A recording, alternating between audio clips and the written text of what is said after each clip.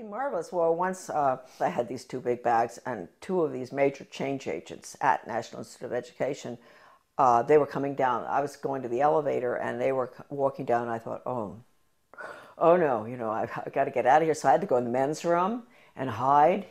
And I'd never forget that, hiding in the men's room. And I thought, what if, I mean, there may be other guys coming in here, not just to the elevator. And anyway, nobody came in. They went down the elevator. I came out and dumped the stuff in her car. It was not a really exciting job. It was mainly to see if the universities, the schools, the different entities across the country that were getting money, or around the world, from the taxpayers, that they were getting their quarterly reports in on time. That's all. It had nothing to do with philosophy. Huh? And so one day I ran across a grant to Lansing School District, Lansing, Michigan. This was University of Michigan connection with my office. And it was a values clarification program for first graders, elementary school. And it pre and post tested those little children about what goes on at home, what religion do you... And I looked at this thing and I thought, what on earth are they doing? And so I turned to this bureaucrat who was working with the GAO about financial things, and I said, look, we're doing waste, fraud, and abuse. I know that. But I said, take a look at this. Don't you think that this is pretty wasteful, fraudulent, and abusive in another way? And so he took a look at it and he said, oh my Lord. He said, this is horrible. And really nice guy, bureaucrat, Washington. People sometimes get after all the bureaucrats. They're not all that bad. Some of them are just like us, and they care. And I said, well, look, you know, I'm only meant to be here 2 weeks, but could you give me extra time? Because I want to go through all these grants and contracts. And he said, you can have as much time as you want. So I spent 6 weeks up there going through all the stuff. And I can't tell you how horrible. First of all, even if you don't care about children, you don't care about education, you don't care about your country, you don't care about anything, people? Are there people out there who don't care about anything? They do care about their wallet, huh? You should care about this money that has been spent in the name of education. It's total brainwashing. Anything coming out of Washington is a total Marxist brainwash. And Marxism is the world of the future unless we stop it right now. I'm fired for leaking one of these documents to Human Events. It was the one that put technology into, with the computer on, with the curriculum on it. It was a grant going out to every single state with the computer curriculum for the state. Can you imagine, designed by Washington and all the different government education associations. And within that big paper that I found, Better Education Skills Through Technology, it was called, Project BEST. I found this one paper, this was sort of a draft, and it said, what we at the federal level can control and manipulate. That's a direct quote, colon. And then it listed, this is for us at the local level because we don't know how to run our own laws, and the state. I get fired. Then I write the president, I write Reagan, and I tell him what's going on in the department. And I said, you would be shocked if you knew. This place has got to be shut down, etc. And it was a long letter. I explained everything, that the U.S. Department of Education is a Marxist factory designed to destroy any semblance of good values, academics, etc., and to make sure our children march blindly into a socialist communist world government. That's the goal of the U.S. Department of Education. They didn't want anyone to know that Ronald Reagan had that letter.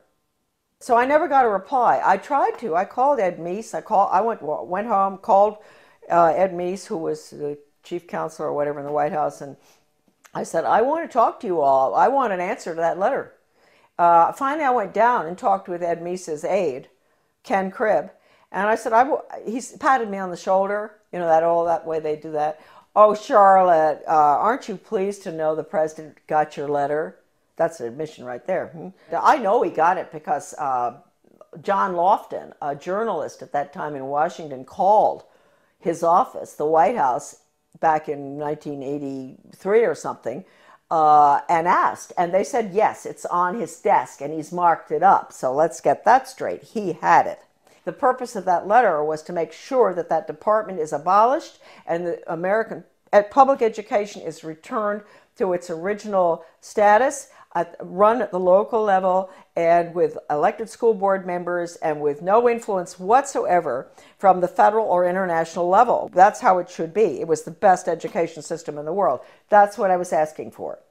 Anyway, it didn't happen. That letter to Reagan, again, is on my website, Deliberate Dumbing Down, under a PDF. I wrote in 1985 a book called Back to Basics Reform, or Skinnerian International Curriculum. And to make sure people read this little 39-pager, I decided to put an asterisk so that they didn't really have to read it. I put an asterisk which said, necessary for United States participation in a one-world socialist government plan for the early years of the 21st century. When the conservatives, the neocons, let's call them that, not Goldwater people, when the neoconservatives, Heritage Foundation, all of those groups, I'm sorry folks, when they saw that book, they boycotted it. They boycotted that book, which told Americans exactly what I just told all of you, what I'd seen, and that we had to get rid of the department. It all happened under Ronald Reagan. You call it what you want. Corporate fascism, socialism, communism, planned economy. You call it what you want. What is it? It's really, it's horrible. Your children have no upward mobility whatsoever. I told you earlier. I said, yeah, they're put into a slot early on. The government and the schools, they decide what your child is capable of doing the rest of his life. He might be able to sneak out of that sometime if he's brilliant and do his own thing, but it's unlikely. So it's fixed. This is the end of upward mobility for our children, end of freedom for this country. Planned economy is the end of freedom. It's a failed system, but there are people at the top who live very well by it. And then I find out that Ronald Reagan has signed an agreement with Gorbachev to merge the two education systems. Well, you can't tell me that conservatives didn't know that was going on, because I know some who were at Geneva when this happened. And they didn't do anything about it, but we found out. And so we fought this United States-Soviet Education Exchange Agreement. The Carnegie Corporation also signed agreements. Basically, most of that was to do with computers and technology and critical thinking for little elementary school children. Those agreements were signed. We raised $5,000 to put an ad in the Washington Times to expose that. It was called Educate is Worse Than Watergate or something. And but again, we got no support because that information wasn't meant to get out.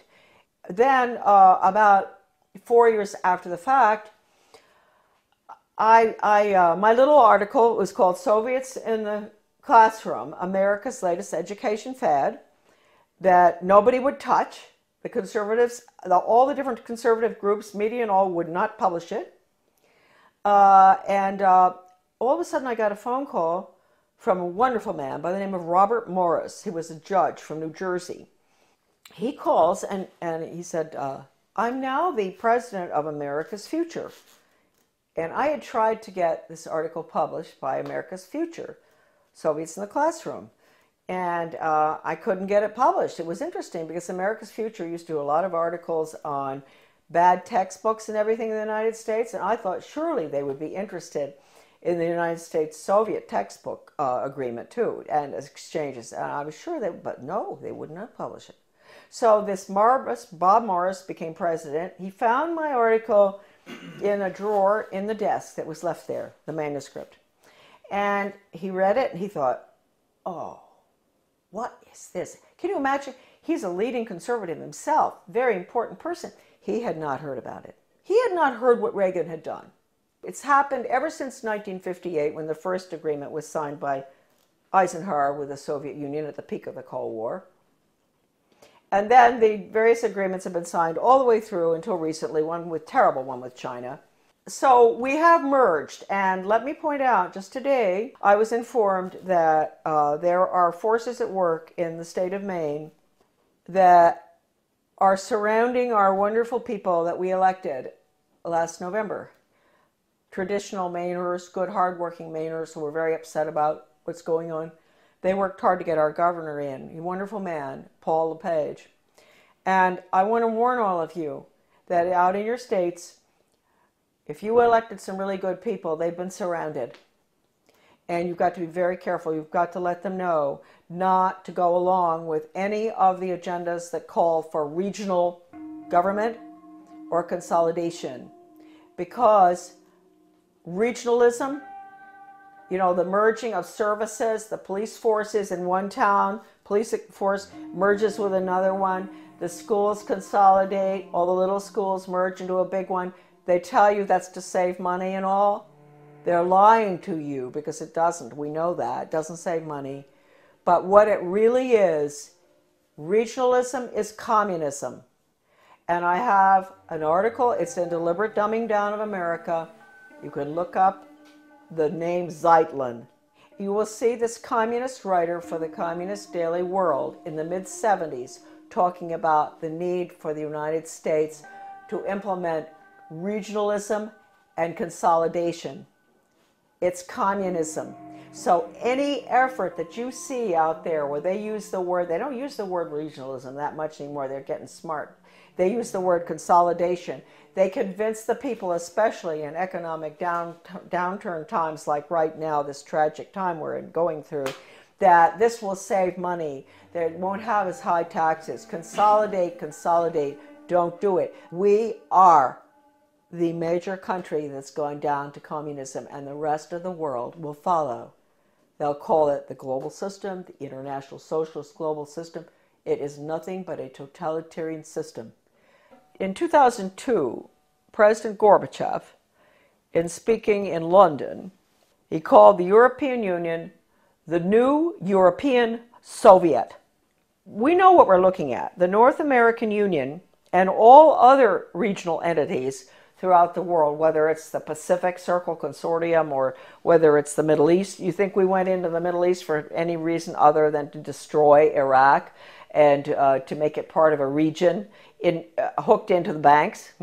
What they're doing is they're destroying the Middle East so they can restructure it as a region in this new world order. So these are all the regions.